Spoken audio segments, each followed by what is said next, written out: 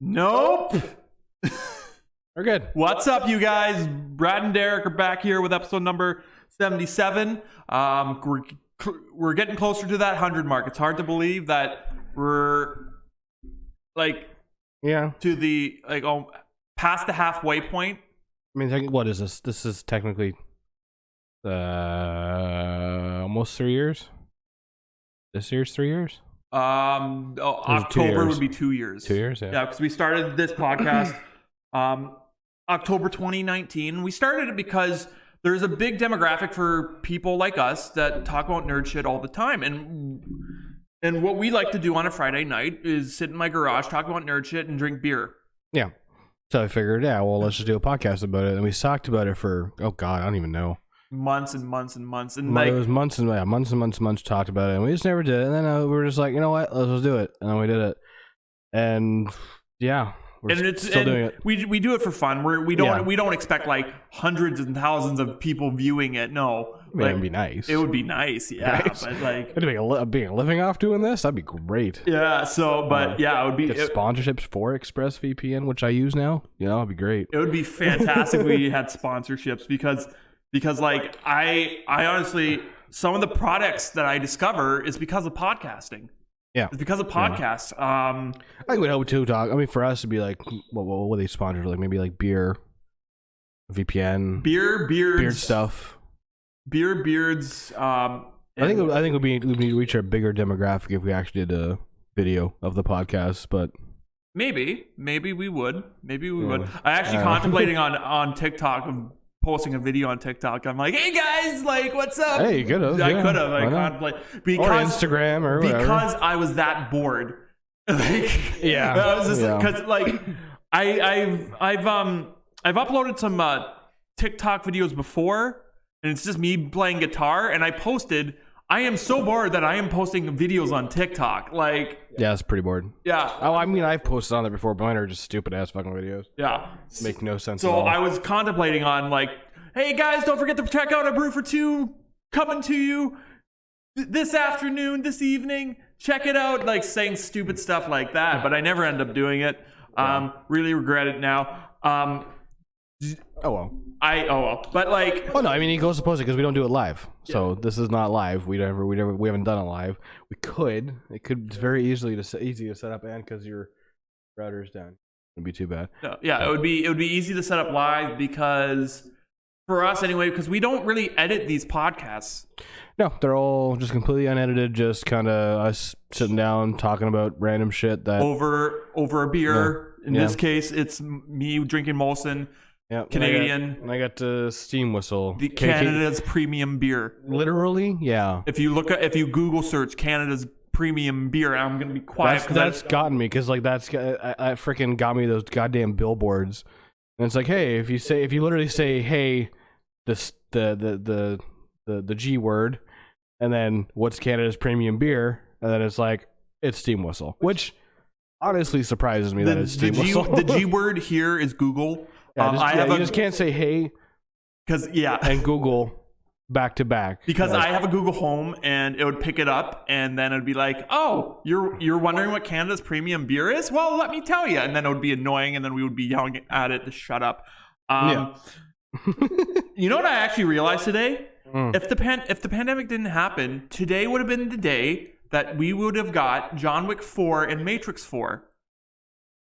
That back-to-back Keanu Reeves, today would have been the day. Yeah. We would have gotten it. Or yesterday.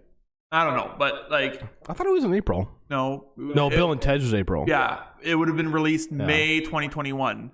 But because of the pandemic and the shutdowns and... Well, I'm glad not. And nobody going to theaters.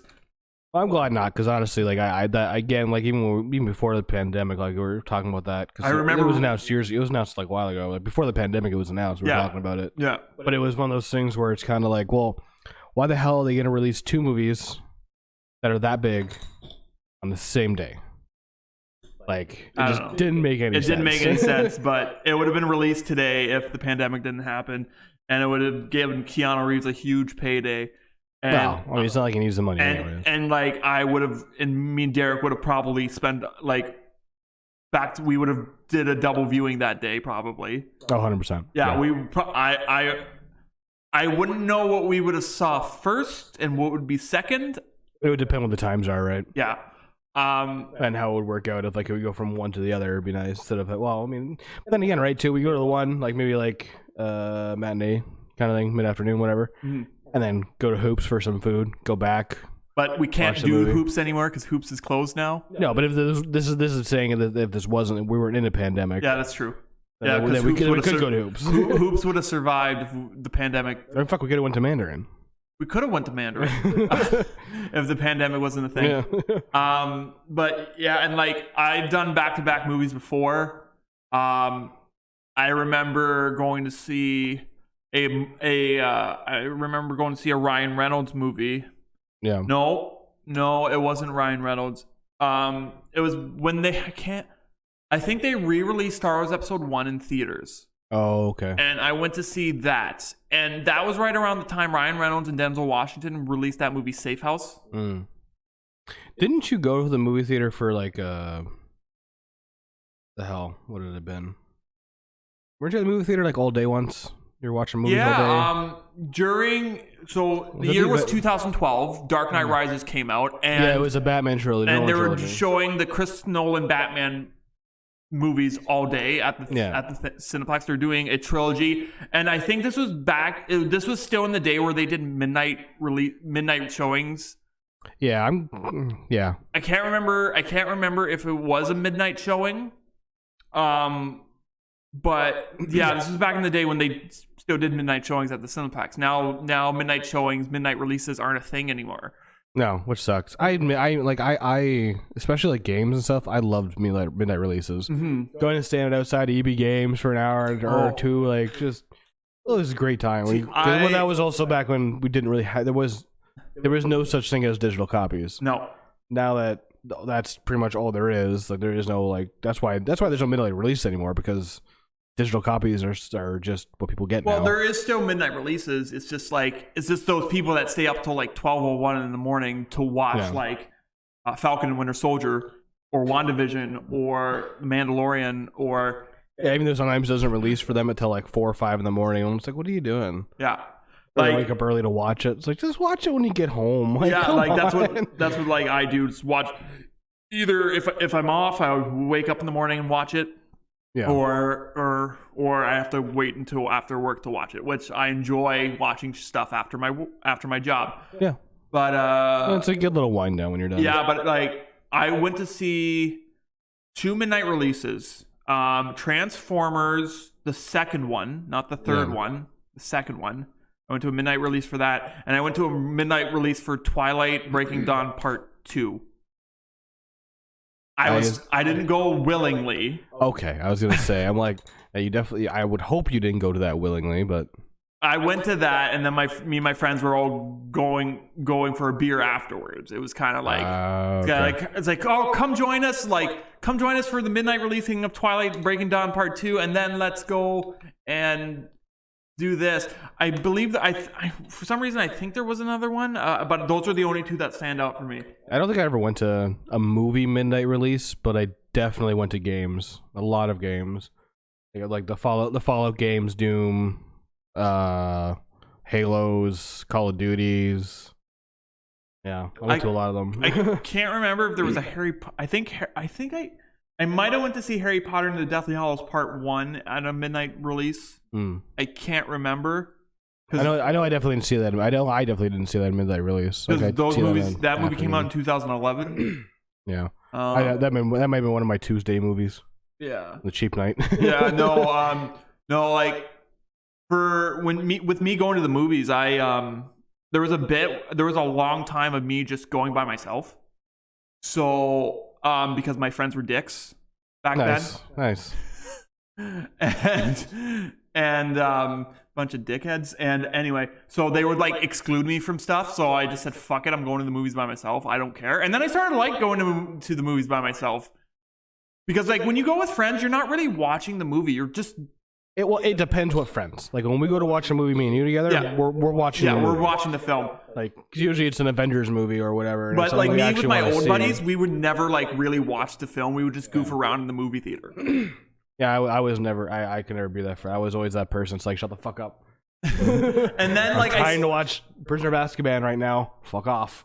and then I started to like go into movies by myself, and then like I would go on like a Friday night if I had nothing to do. If I had nothing going on, I would go on a Friday night or a Saturday, and it's like I really want to see this movie. And usually movies with me have a 2-week time span where if I don't go to see a movie that I really want to see in 2 weeks, I don't really want to see it. I'm not. No, it makes sense, 100%, yeah. Because in that 2-week span, you have 14 days. On one of those days, you have time to go see a movie for 2 hours. Yeah, so yeah, and then I went to see Star Wars the one time, and then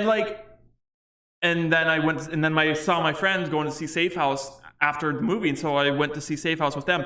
Yeah. But like, anyway, like, yeah, I started going to like Mondays, Tuesdays, sometimes Wednesdays, because nobody would be there, and I'd be in the theaters like with like either by myself or with other people that are also avoiding the rush. Yeah. It kind of gets it kind of got like heart-wrenching for me sometimes, because I would be like there, and then I'll be like, everybody's coupled up but me. Like, you're just kind of sitting there by yourself. Yeah. I don't think I've ever actually gone to the movies by myself. I might have once, but. And then you realize how annoying people at the movies with snacks are. Yeah, like if you that's why I don't really ever get any. Yeah, no. If I'm getting something that's not going to be like crinkly and crackly, I'm sure she's not getting fucking popcorn. Like, yeah, it's just, yeah, when you're like you don't know like the irritation of people with their movie snacks. No, especially when they get like nachos or they get like the candies and shit, and they have to unwrap them, and there's like, and they're like, stop, please. I'm going to rip your head off. Yeah, annoying people. Trying to watch Tenet. I don't understand what's going on. You're not helping. Yeah, but like, I'm hoping movie theaters will open soon. They say it's supposed to be for anybody who doesn't know, here in Ontario Thursday, yeah. Thursday they just released like the time, whatever. Our 3-phase opening plan, whatever. Stage 1 starts June 14th. Supposedly. I think it's gonna have to start earlier because we're past 60% vaccinated now. Yeah. Yeah. But even the 3 stages are like 60, 70, and 80%. Like, I think we're gonna be 80% by like at least halfway through summer, if not beforehand. Yeah, I think so too. It's been just ramping up like crazy. Yeah. Like, I think Bill had said there was almost 200,000 fucking doses. 190,000. 190,000 doses put out yesterday of the vaccine. So it's like, we're gonna go crazy. But yeah, phase 2. But was that Ontario's numbers? Yeah. Oh, okay. Okay. Yeah. Cool. We're doing almost 200,000 a day now for the vaccines. All right. Right on. So hit the 80% mark. We're gonna be. But anyways. So yeah, movie theaters I think are in second phase, but they're only going to be opening to like limited capacity or whatever. So buy those tickets fast, folks. Yeah, if there's a movie coming out and it's going to be in theaters and you really want to see it, you're going to have to be up at 6 a.m. when those tickets go on sale. Like, you're going to have to be on the site, waiting for it. Don't even bother trying to go to the theater because they're probably not going to be selling any at the theater. No. It's going to be all online. Yeah, that's going to be it. Yeah, or through their app or whatever. Like, I never thought of like pre-ordering tickets until I'd say Avengers. Endgame, probably. No, Infinity War. Infinity War, yeah. And then after Infinity War, I started pre-ordering tickets for like everything. Like, if there was a movie release I really wanted to go see, because the Infinity War tickets I bought in January. Yeah. Because me and my friends in Toronto, we were like, oh, we're gonna go see it in VIP.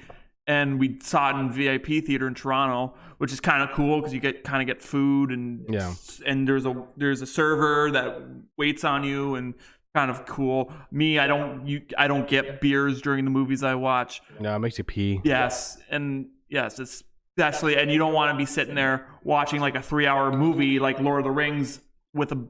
I think even for Endgame, I think you pre-ordered those tickets like months in advance. Yeah, oh yeah, I did. It was like at least 2 months. It was like as soon as you could order them, I think it was like 2 months in advance or 3 months in advance, or it was you ordered them. I like pre-ordered the Aquaman tickets, pre-ordered the Justice League tickets, pre-ordered like every movie I've seen past Infinity War. I pre-ordered the tickets for. Yeah. It just makes sense, right? They have to deal with going there and like not getting a seat, and especially when they're opening in phase 2, they're going to be a limited capacity. So those theaters that would hold whatever the hell they hold 100 people.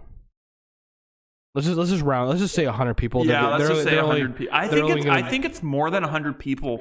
I think it is, but I'm just because you have like 2 seats on the side, yeah. And then you have another 2 seats on the side, and then you have that like row of 10 that goes from like.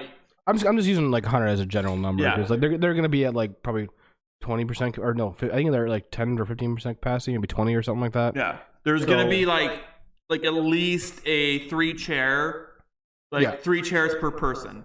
Yeah, if not more, and like it's got to be, and that's like not even just side to side; that's up and down too. Yeah. So it's gonna be interesting. Like you can sit in section A, and then the next section you would be able to sit in C. And then I wonder if they're gonna up their prices because of this. Maybe they're possibly. Well, they already upped their prices because you don't like necessarily pay for the movie anymore. Yeah. You pay for the seat you're in now, and that used to just be AVX tickets, but now it's just all theaters. How much is it now? Do you remember? It's like it's been so long. It's like $15 maybe per ticket. Yeah, it's gone up a bit because I think before it was before it was like 10, and then it was 8. Yeah, it was like $12 I think before. Because then on half days it would be like $7 or whatever it was, something like that. But yeah, I'm hoping to go to a movie theater maybe sometime this summer, hopefully.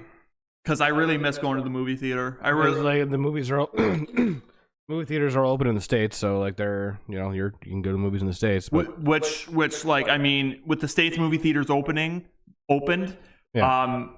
like content will be released now because movie theaters are are open in the States. Yeah, so I'm just hoping we get some sort of compensation of like them at least being on streaming services and we can at least rent it. But I just hope it's not going to be like fucking Mulan again, where it was like $30. It will be though. Oh no, I know it will be, but I just wish that they wouldn't fucking do that because when you go to the movie theater, you're not paying $30 for your ticket. You're paying fucking $15 maybe maximum. Yeah, just for yourself, right? So it's like why the hell am I got to pay $30? 30 plus sometimes for one movie. You know what's weird? I was watching a commercial I was watching TV with my mom, and a commercial for Raya the Last Dragon came out. Yeah. And it was a commercial, and it's like, get Raya now. And I'm like, that's weird. Raya was released like months ago. Yeah, months ago, literally. But I guess it was released on that Disney Plus streaming service for like $39.90 for $30. And no one wanted probably fucking rented it. Like, well, I purchased it because I'm just like, I really want to see. I really want to see this movie. Their prices baffle me because like even if like between Disney Plus and like Amazon and shit, you go to YouTube and like their high definition is $24, but their standard is $20. Yeah. So like, why the hell is Disney Plus 30 or 30 plus sometimes? It doesn't make any sense. I watched a Mortal Kombat movie. I rented it from the Google Play Store, and it was like $25. Yeah, it wasn't that much. But maybe one day, like Derek was saying, we are June 2nd is supposed to be the end of lockdown. Yeah, I'm hoping it is. No, it is. They said they're not going to be extending it again. Good. Yeah, I've said that, so it's a good thing. But hopefully we go to stage 1 at least then. I haven't checked actually COVID cases today, but anyways. Demi Lovato came out as non-binary this week, which was big news. Not the news we like to talk about, but it was news. Yeah, it was. We, me and Derek and our buddy Bill, shared our opinions about it. Below 1,800 again. Oh, we're below 1,800 again, so we're getting there. Yeah. No, we share. We're not going to share our thoughts on here because like it's our own thoughts, and unfortunately, I will say a lot of people probably wouldn't agree with us, but that's just our opinion, right? Yeah, that's someone else's opinion and whatever. Exactly. So it is what it is. But like you were saying last night though, like it probably was more of a move from her management company. Like it probably was something like that. Exactly. But her coming out as maybe like a lesbian or something like that. Like coming out, like I'd be like, okay, I kind of get that. She's always in Pride Parades, and she's always being Demi Lovato. She's cool, but then being non-binary, I don't know. Yeah, that's what it's what I said last night. Former Camp Rock star, former Camp Rock star, Sonny with a Chance star. Yeah. I think she once dated a Jonas brother. I'm not sure, but yeah, I think she dated Nick. I don't know. Or Joe, or the other one. Yeah. I don't remember his name. Who really knows? Oh, I watched an excellent documentary this week, by the way. It's an HBO Max documentary that was released on Crave. It's about the Bee Gees. Oh, nice. And it talks about like their kind of rise and fall and rise to fame. Yeah. Were these British brothers that were born in Britain, grew up in Australia, who were a band from the 60s to the 70s, 60s, 70s, and 80s, and then come 80s, they decided to stop being a band and start writing songs more than being a band, because the death of disco took a toll on their career. Yeah. But it talks about how they were just more than just a disco band, and the only reason why they went the disco route is because, like, they even said in the documentary, we didn't even know we were disco. We were just making music. Okay. But it was just the corporations that was like, okay, we need to give this. This is what all the people are dancing to now. We need to give this a genre. Oh, how about disco?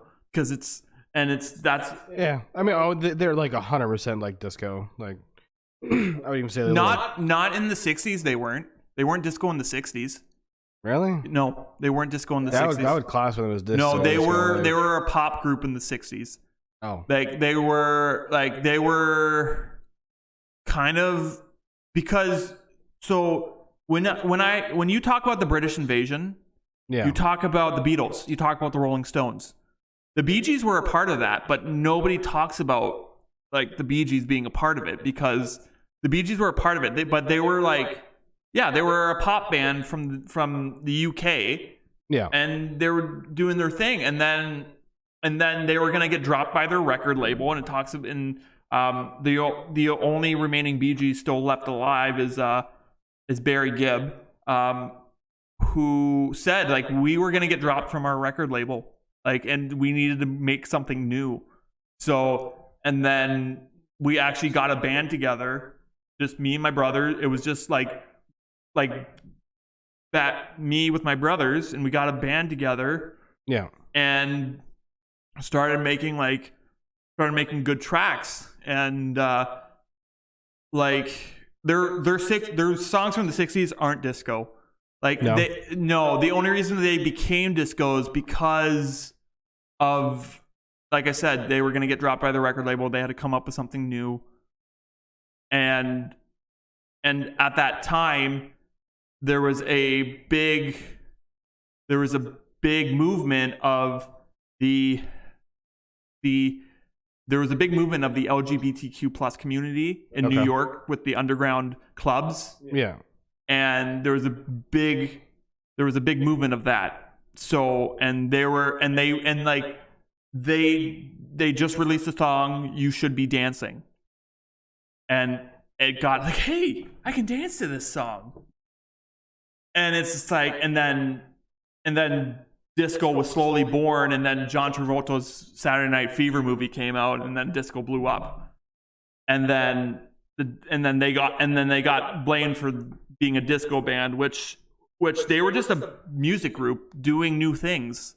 Yeah. So they weren't really like, we're primarily a disco group. We were like, okay, let's try something new. Let's do something new. Oh, Barry Gibb, you can do a falsetto voice. Where falsetto is when you go up really high. Like, I can't do it, but because I'm not a vocalist. Yeah. And everybody started to like love that, and then they started writing songs for other artists like Celine Dion, Kenny Rogers, Dolly Parton, a lot of country artists. It sounds like it was a fun documentary. It was a good documentary. Yeah. It's called "How Can You Mend a Broken Heart," which is one of their songs from the 60s. Oh, okay. And then it talks about them like all marrying at the same time, and they married out of spite. Like Barry got married, And then it's like all of a sudden Maurice got married, and then all of a sudden like the other brother got married. It's just like, because it's like, hey, you got married before me. I'm gonna get married too. Take that. And then it was kind of like they all married their ex-wives and yada yada yada. And then it talks about the one brother at a bar, and he looked at the one waitress and it's like, I'm gonna marry that waitress one day. And Okay. yeah, and then they end up getting married, and like, yeah, but it was a fun documentary. But like, I've been mainly rewatching Brooklyn Nine-Nine because I find I can like even though like I rank How I Met Your Mother higher than Brooklyn Nine-Nine, Yeah. I do. Sometimes I have to like walk away from How I Met Your Mother. Yeah.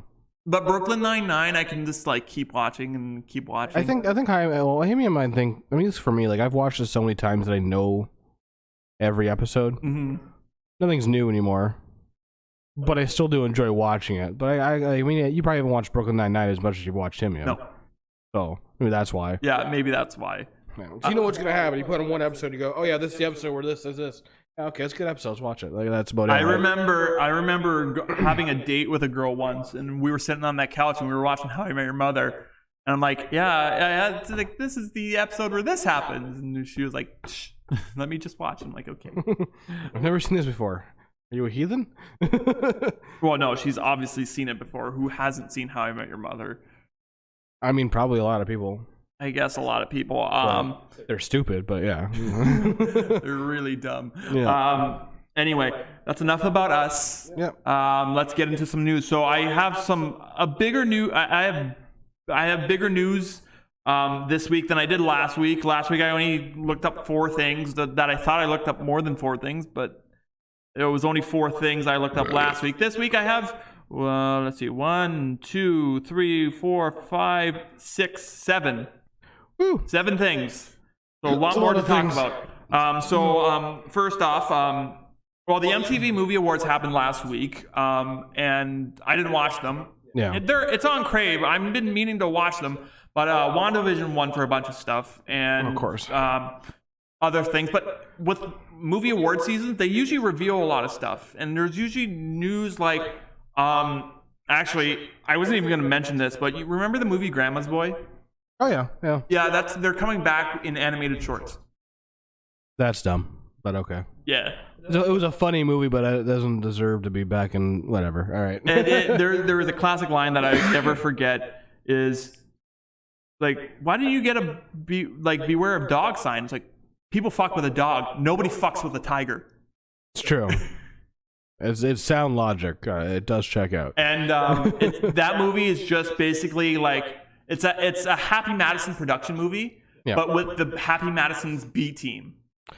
Yeah, because Adam Sandler's not in it. Rob Schneider's not in it. David Spade's not in it. Yeah. Chris Rock's not in it. Yeah. But you have all the minor characters from all the Adam Sandler movies in that movie. Yeah, like it's a funny movie. If you haven't seen it, honestly, check it out. It's pretty funny. Yeah, it's about video game designers, basically. Yeah, I'm pretty sure it's an adult movie, though. It is a very adult movie. Yeah. So, yeah, if you're under the age of 17, don't watch it. Yeah, exactly. Or do. I don't care. I'm not your parent. But back to Sonic the Hedgehog 2. Yes, that's right. Sonic the Hedgehog is getting a sequel. According to the newly released plot description, Sonic the Hedgehog 2 will feature prominent roles for both Tails and Knuckles, with beloved sidekicks starting out on opposite sides as Dr. Robotnik hunts for the Chaos Emerald. A Chaos Emerald, because there's many Chaos Emeralds. Yeah. After settling in Green Hills, Sonic is ready for more freedom. And Tom and Maddie, I forget who plays Maddie, but Tom is played by James Jason. I don't remember who plays Maddie, though. Jason Mars.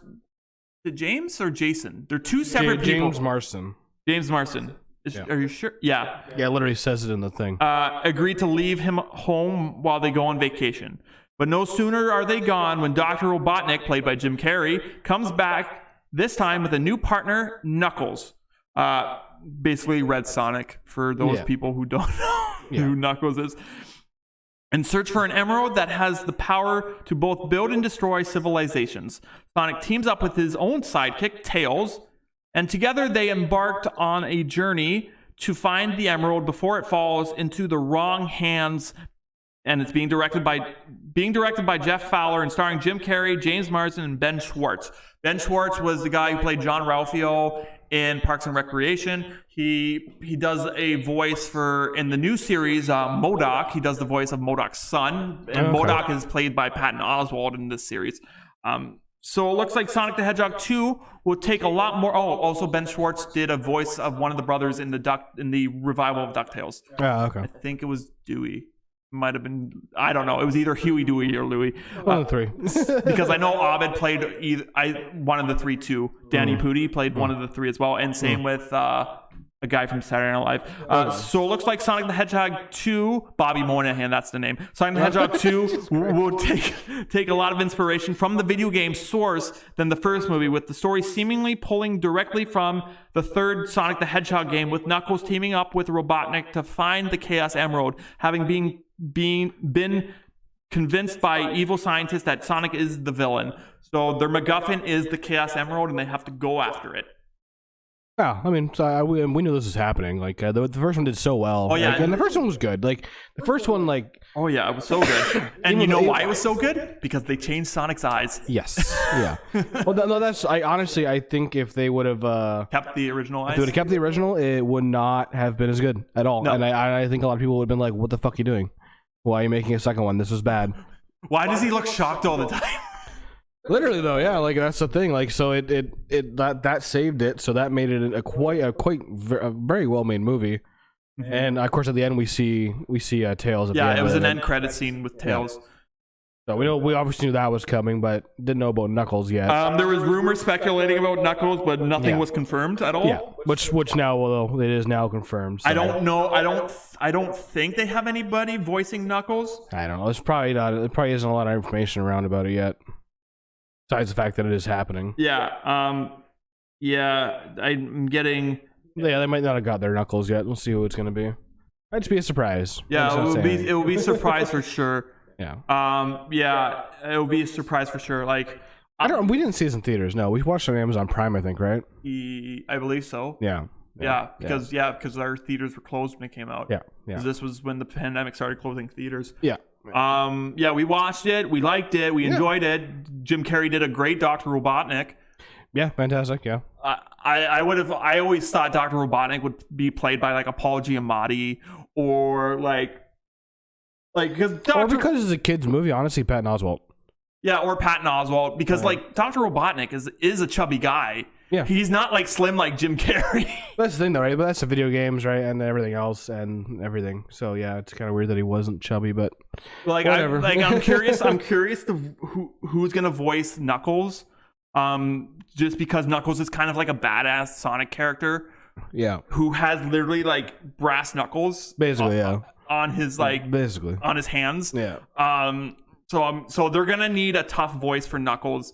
Knuckles has always been my favorite Sonic character. They just throw the Rock into everything, so let's just throw the Rock in there. Okay, you could do that. I know there was actually rumors of him being there was rumors of the Rock playing Knuckles, but like I said, he was always my favorite character in the Sonic gang. Yeah. Did I pick him in Sonic games that I played? Most of the time, yes, but there was a game called Sonic and Sega All-Stars Racing, and I never picked any of the Sonic characters because the Sonic characters in that game were the worst characters. Yeah. I always picked Ryu, and my friends would hate me for picking Ryu because he was on a motorcycle, and like when you learn how to drift in that game, you can. You own people. You own people. If someone doesn't know how to drift, they literally automatically lose. They just might as well put the controller down because that's it. The game's over. So going off on a tangent here with racing games and like Sonic's and Sega All Stars Racing, Crash Team Racing, Mario Kart. Like if you don't know how to drift in those games, you're sunk. Well, yeah, yes and no. Mario Kart, no, not so much. Mario Kart, no, not so much. But Mario Kart, the drifting helps, but it's not like an essential thing. But yeah, Crash Team Racing, Crash for sure. Drifting is 100%, and Sonic All Stars Racing, like that 100%. You have to know how to drift. If you can't drift, you're might as well just stop. And then like finding shortcuts in the racetracks. Yeah. And then it's just like, where did that come from? Well, yeah, exactly. Other news: Hocus Pocus 2. Disney is conjuring up more Hocus Pocus with the official sequel coming to Disney Plus in 2022. A direct follow-up to the cult classic Halloween movie, Hocus Pocus 2 brings back all 3 original lead stars, Bette Midler, Kathy Najimy, and Sarah Jessica Parker, who's been in many roles. She's not a horse. Well, she could be. We don't know, but that was Seabiscuit. That was Penelope Cruz. Was it? Yeah, the Family Guy joke with Penelope Cruz. Was it? No. Penelope Cruz was an anteater. No, because Cleveland, in the Family Guy joke, Cleveland calls her Seabiscuit, and Seabiscuit is a horse. No, yeah. And she's like, "No, I'm not Seabiscuit. My name's Penelope Cruz." I thought there was a thing with Sarah Jessica Parker. I think there was too, but like Sarah Jessica Parker is famous for playing her role in Sex and the City. Yeah. But like they're reprising their roles as the Sanderson sisters. Foregoing a traditional theatrical release, this movie is development specifically for Disney Plus, with plans to debut the sequel next year. With Winifred, Mary, and Sarah Sanderson all returning, the sequel will see the witch trio returning to Salem once again. So yeah, this is happening. I was never a fan of the Hocus Pocus movie, and I enjoyed it. It's one of those movies I watched on Disney on Disney Channel, Family Channel, whatever you want to talk about. You know what's hilarious? What I thought of. Yeah. Movies that get like that aren't theatrical releases, are just strictly like Netflix original movies or Disney Plus original movies or like stuff like that. But those this is this generation's version of direct to DVD or direct to VHS movies. But it's a little different now, though, isn't it? Because like these movies are actually doing well. Yeah. Like, I mean, like the Netflix movies, like the one that just came out today, which is the zombie one. Yeah, Army of the Dead, starring Dave Bautista. Dave Bautista in it. So it's like, and that will never be on TV. That will always only ever be on Netflix. So it's like, because it's a Netflix original movie. Mm-hmm. So like, I don't know, the straight to DVD thing was like a shit thing back in the day, but now it's kind of like, it's kind of a good thing a lot of the time now. Yeah, and the reason I think the reason why Hocus Pocus got the like sequel is because over the last couple of years it's blown up, and it's blown up in meme culture. Yeah, but it's always been one of those movies like it's not on par with Halloween Town, but it's up there with Halloween Town as far as like the Family Channel, Disney Channel, whatever fucking thing you want to call it. Like those original movies went. Like, that was one of the best Halloween ones. I always watched it every Halloween. It's a great movie. I always watch Beetlejuice every Halloween.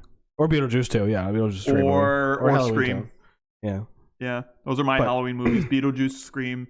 But I'm curious to see this. I kind of hope they release it on Halloween, because that's what they did with the other. That's always did with the other movies. They were never on any other time except on Halloween. Yeah, for sure. We're getting an Injustice movie. At long last, DC and Warner Brothers are making an Injustice movie.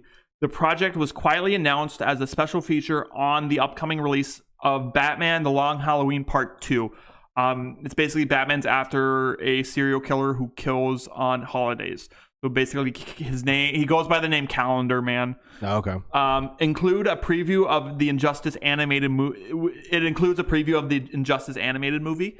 Warner Brothers is in showcasing a special feature for Batman: The Long Halloween Part 2 review of the release. Will include a sneak peek at DC's animated movie, an advanced look at Injustice. If it's anything like the game, this will be venturing into a dark territory in an alternate version of the DC universe. Cool. So yeah, they're making an animated movie out of a game that got turned into a comic book. And Injustice Gods Among Us was a fighting game. It was kind of like DC's version of Mortal Kombat. Yeah, literally, yeah. It's exactly what it is, yeah. Well, it's like DC versus Capcom, something like that. Marvel versus Capcom. Marvel versus Capcom, yeah. Same thing. Which in the story plays out as like Superman turns evil because Batman like kills Lois Lane or something. Or somebody kills Lois Lane and that makes him snap and he turns into like a Homelander or type character where he's just like pissed off and he wants... But like with DC now, it's just, we need another storyline, another universe for DC. We need another pathway. This is an animated movie, so it's going to be in the DC universe, not the DC extended universe, which is the live action stuff, the DCU, which is the animated stuff. So but I wonder if it's even going to tie into anything because it's made off a game that was made into a comic book that's now made into a movie. Yeah. So, but like, if I vaguely remember the story, like it's a good story. It has a good story to it for it just being a fighting game. Okay. Well, that'll be good then, I guess. Yeah. Next up, we have the Book of Mormon. Last year, it was announced that Matt Stone and Trey Parker, the creators of South Park, would be directing their first live-action film together titled Alma Junction. However, one Reddit user has pointed out that in April 2020 edition of Production Weekly, it revealed that Alma Junction may be a working title for a film adaptation of their hit musical, The Book of Mormon. Because of the pandemic, Hollywood shuttered most production, and this included Alma Junction. It should also be noted that Matt Stone and Trey Parker were in the midst of making a deepfake movie utilizing VFX from newly formed Deep Voodoo Studio. So yeah, isn't this a play that was just basically based off like the way they made fun of Mormons in the show? Yeah. Which is funny. I remember during a music when my class was having music, they were doing a musical project, and the music teacher's like, you can do because Book of Mormon is a musical. It's like, you can do your project based on Book of Mormon, and I'm just thinking, does she know who created Book of Mormon? She really must not. Wasn't the book? Isn't more like Mormonism is obviously a real religion. Yeah, but that's probably what she was more referencing. Because there is a Book of Mormon, but I don't think she was realizing that you possibly could have did it off the South Park one. Well, because like South Park did an episode where it's like I don't know anything about Mormonism, so I don't know if South Park was even like remotely accurate. But it honestly wouldn't surprise me if they were, because they kind of do the research on this kind of stuff. Yeah. So like I wouldn't be surprised. Surprisingly, for the grotesque humor that South Park has, they're accurate with their humor. 100%, yeah. Like that's why I've always liked South Park over like Simpsons and stuff. And the only reason being is because like their episodes are done every week, so like they could change an episode halfway through the week because of something that happens that's relevant and funny. And they want to make fun of it or do whatever something with it, right? Yeah. Simpsons stuff like that. They do 24 episodes over a 2-month span, and then that's it. Yeah. And then it takes a year to animate something. Yeah. But then South Park does it in a week. Yeah. They do all the animation, everything in a week. Yeah. I actually was thinking of South Park the other day, and is Kenny still a character on South Park? I don't know. I haven't watched South Park since probably season 13. Yeah, I haven't watched South Park. Like, I wasn't a big watcher of South Park to begin with. Yeah. But like, I always watch the clips, and you don't see Kenny and like in the newer clips anymore. You see maybe he's dead. See Cartman, Stan, and Kyle, but like, and then Butters, and then nobody cares about Butters. The same clips always pop up on TikTok. It's the episode where Butters becomes a pimp. Oh, that's a good one. Yeah. And he's saying that like, and he's pimping out girls for kisses on the playground, and it's so funny. But I've never actually seen the musical Book of Mormon, but I mean, it's like, it's good that Matt Stone and Trey Parker are like, are doing other things, getting into the movie business, because they were already kind of in the movie business. He is not in South Park anymore. No, they killed him off for like good. Yeah, it's an episode called Kenny Dies. What season? Terminal muscular dystrophy. I don't know. I'm trying to figure that out, but I don't know. But yeah. So yeah, it looks like he's dead. So, yeah. Oh, well, like back in the 90s when South Park came out, the joke was, "Oh my God, you killed Kenny, you bastard!" That was the running joke for like a bunch of seasons. Oh, you know what? I just got reminded of. No, he looks like he's still in. No, that's fine. He's still in the show. I guess he might just not be in those clips you're seeing. He's not in every clip, like just like the other kids aren't in every single clip too, right? Because he was in a COVID-19 episode where he gets shot by the military. Oh, so he's at 126 times in the South Park franchise. Oh, another clip that always comes up on TikTok is when Cartman, Stan, and Kyle are sitting on the curb thinking, and it's just like, what would a priest want to stick up our butt? And then Chef comes and it's like, what did you thinking about, children? It's like, Chef, what would a priest want to stick up your upper butt? Goodbye. And he just say, Goodbye, children. But yeah, it's good that they're making a live action movie. Like they made movies in the past, Matt Stone and Trey Parker, Basketball, Orgasmo, Team America. Yeah. Fuck yeah. Yeah. What else did they make? They made the South Park movie. South Park movie, bigger, longer, uncut. Yeah. They made the games and all that stuff. Yeah, the South Park games. They've done quite a bit of stuff. They've done quite a bit of stuff, but this is going to be their first. Well, this is not going to be their first live action movie. No, because of Basketball and Orgasmo, which nobody remembers Orgasmo. Maybe a few people remember Basketball, and that's because it's on Netflix now. I love Basketball. It's a great. It has a great soundtrack. It's a ska movie soundtrack. It's a stupid fucking movie, but it is a fantastic. Think of a movie that combines basketball and baseball, and then you have Basketball. That's literally Basketball. Yeah. But good on them for doing the Book of Mormon, the movie. Maybe this news is coming from a Reddit user. Yeah. So we'll see if that actually comes true. Which Reddit users tend not to be wrong sometimes. Yeah, it's debatable. Yeah. So we have next we're talking Marvel, Doctor Strange 2, and the villain was released.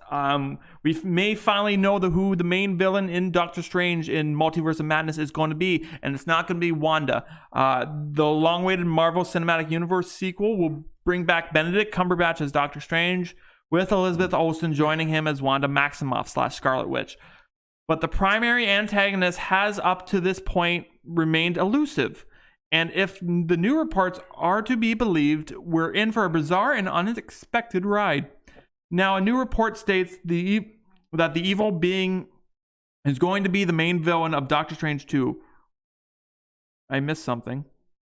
What's more, the report details that Shuma Gorath is going after America Chavez. Now, America Chavez is Miss Marvel, to be portrayed by something Gomez. I can't even pronounce that. There's an X in there. It starts with an X. I don't know how to pronounce that either. Chittle? I don't even try. Just Miss Gomez there. Miss Gomez is going to be playing America Chavez, who is Miss Marvel. Yeah. As he is interested in her powers. Somehow Chavez's powers will help be in control in the multiverse. So America Chavez, Miss Marvel, is going to be the answer to the Multiverse of Madness. Yeah. She's going to be the key in the story there. Which I can't, this is probably the Marvel movie I can't wait for.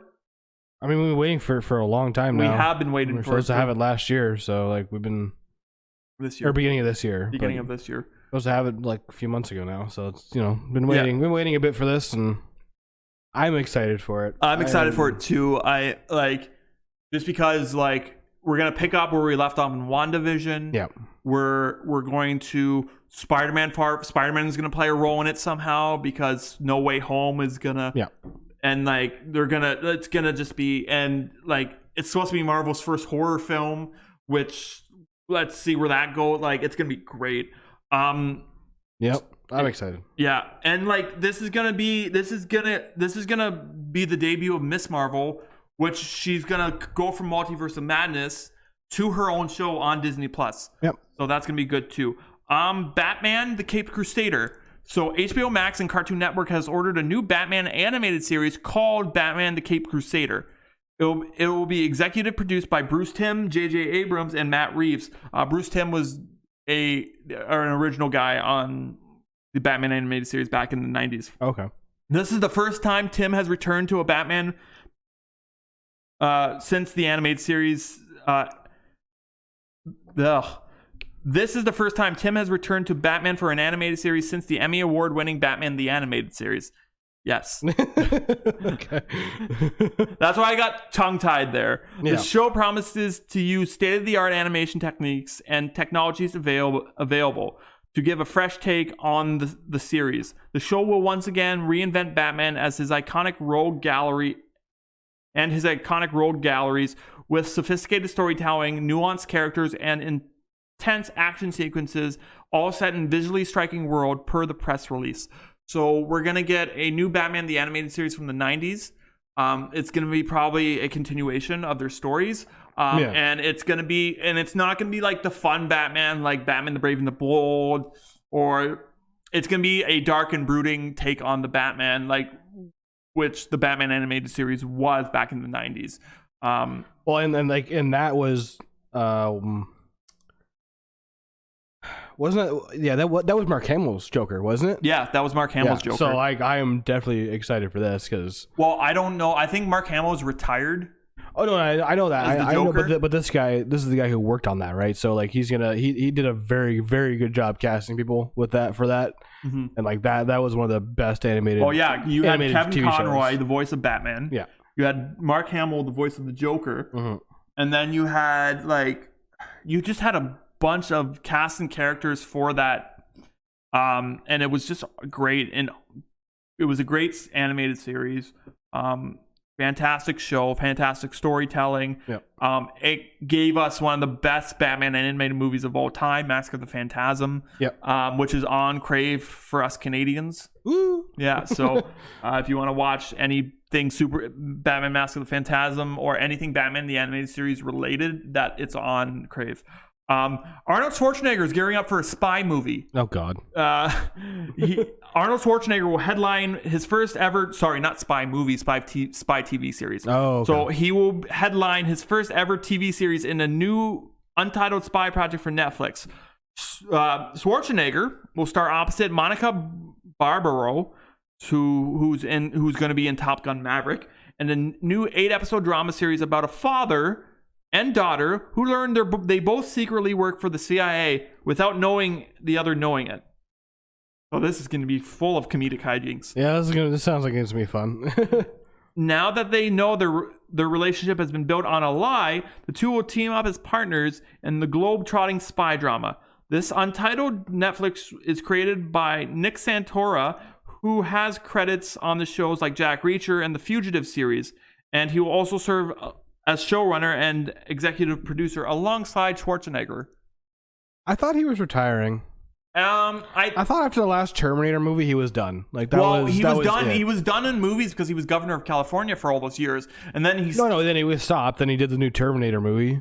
Yeah, but then he did the Expendables movies as well, and then he got his. Oh yeah, but the Expendables movies ended a long time ago. I know. But like he got his like niche back for acting. His niche back for acting. I guess. I mean, I just thought he was retiring because he's like what 80 something, 70 something. He's in his 70s. Yeah, like because he's like close in age with Sylvester Stallone. Yeah. But I think he got his niche back for acting, and he's been kind of he just got the hunger back for it, right? Because I mean, that's probably why he started. That's probably why he became the governor of California, because like he wasn't really doing much when he did that. No. Terminator movies were all done, and all that stuff he was doing was done. So it's like, well, what else do you do? I guess become the governor of cauliflower, as you would put it. Yeah. But like, I don't know. This could be exciting. I've never watched. It's a Netflix movie, so I never watched the Jack Reacher series. Neither have I. It's on Amazon Prime, I think, right? Yeah, it is. I guess Michael B. Jordan's in the new one. Yeah, I watched Treadstone. It's probably similar. Yeah, I watched Treadstone. Treadstone got canceled. Yeah, which is shit. That was a really good show. Yeah, I enjoyed that show because I do love the Bourne series. Yeah. And then it got canceled, and they're like, "Okay, yeah, this is fine. Nobody will notice. Nobody will notice. We canceled this great show." It was funny. Where so the one podcast that I listened to, Fat Man Beyond, Mark Bernardin was a writer on the show. Yeah, and he was like, it was so hard because we couldn't address Bourne, and then they released the commercials for it, and it's like from the universe that brought you the Bourne identity, and they're like, but we couldn't use Bourne in the script. We couldn't use. So how does that make any sense? If they can use it in the commercial, but you can't use him in the show? Yeah, because like he's kind of the guy. Yeah, exactly. He is. So it kind of pissed Mark Bernardin off when he saw that. I imagine so. Yeah, after you're told so many times you can't reference him in the show, but then they're like, the guys who bought you Bourne, you're gonna love this. It's like, wait a second, hold up. Yeah. But yeah, so Arnold Schwarzenegger will, and like, so it says father-daughter. Now, Arnold is at a grandfather's age. Yeah. So he's going to be like a grandpa in this. And she's probably going to be a... granddaughter, I think. No, I think no. that's what they mean. I think it's going to be like a daughter that's in her like 30s or like 30s or 40s who has a kid of her own. I think it's going to be granddaughter. Because he's in his like 70s, almost 80. And so, like, what is his kid going to be in her 50s? Like... Or is it going to be like a granddaughter, like she's in like her mid 20s, almost like early 30s, kind of thing? Okay, so Monica Barbaro is a 30-year-old actress. Yeah. Okay, so I think that's going to be more like closer to like granddaughter. I think they meant to put granddaughter instead of daughter because that just makes more sense. Yeah. Because that makes a lot more sense. Yeah. Oh, she was in Top Gun. Yeah, Top Gun Maverick, The Good Cop, Chicago PD. Lethal Weapon, the TV series. Oh. Yeah. Oh, okay. Yeah. Anyway, we're getting a Highlander movie. Another one. A rebooted one. Yeah, I heard. A Highlander remake is in the works at Lionsgate starring Henry Cavill, Superman, The Witcher. Toss a coin for your Witcher. And John Wick director Chad Stahelski set to direct the film. According to Deadline Report, the film will be a reboot of the popular 1980s fantasy action adventure movie of the same name. Very exciting news today. Cavill's Instagram post reads, "I've been a fan of Highlander since I was a lad. From the movies in all their 80s, Queen slathered gory to the TV show with an actor who looks remarkably like one of my brothers. Being not shy with swords and having director as talented as Chad Stahelski at the helm, this is an opportunity like no other." Cavill said the project has prompted him to dip into his own Scottish heritage, which also doubles as research for the movie. So this movie is not going to have Sean Connery because Sean Connery has passed away. But I think Christopher Lambert might be in it. Yeah, again, so. Maybe he's going to be the Sean Connery role. Maybe he's going to be the Scottish Spaniard for some reason. It's possible. Yeah. So, well, I mean, as far as we know, it's going to be a reboot. Yeah. Or is it going to be a remake? Right? Well, that's usually two different things, right? Remake, like they actually remake basically the movie scene for scene, almost kind of thing. Reboot, they're just starting over fresh. I think it's going to be a reboot. I think they're going to start over fresh. Yeah. I'm interested in why they thought doing Highlander, though. All the series doing Highlander, like I feel like Hocus Pocus. There's an audience for like there's somebody out there that says, you know what was Sean Connery's greatest role when he was a Scottish guy, when he was a Scottish actor that was playing a Spaniard. Yeah, and he was only really relevant in the first movie, not the other two. I didn't know there's more than one. Oh, there's more than one Highlander, buddy. I actually never watched Highlander, the first one. No. You're really not missing much. That's why I haven't watched it, because that's what the reaction is when they say you're not missing much. I wonder if they might reference Sean Connery in this one, but I think this is a good role for Henry Cavill because. So let me ask you a question. Yeah. How many Highlander movies do you think there are? So from what you said earlier, I think there's like 3. That's it. Because you said there's more than one. Let me give you a little thing. Okay, so is it A 3? Is it B 6? Is it C 7? Or is it D 13? Judging from your face, I'm gonna say D 13. It's 7. Oh. There's 7 Highlander movies, Brad. Oh, why? I don't know why there's 7. It doesn't make any sense. It's like with the Planet of the Apes. And one of them was an animated movie. It's like with the Planet of the Apes movies from the 60s. Like there's Planet of the Apes, and then there's Planet of the Apes 2. Like, and then like everybody remembers the first Planet of the Apes, but nobody remembers Planet of the Apes, Dawn of the Planet of the Apes, Escape from the Planet of the Apes, Battle of the Planet of the Apes. Like nobody remembers those ones, but everybody remembers the Charlton Heston one. Just like how everybody remembers the Sean Connery Highlander. Yeah. Netflix. But that's the other one they remember because there's 6 other fucking movies, and one of them's animated for some reason. Yeah. In other news, Netflix is in the gaming business. It is no secret that Netflix has been dominating the streaming market for a while now. I wouldn't say dominating. They've been, even with a strong competition with services like Disney Plus, but a new report suggests that it wants to get into the video game industry too.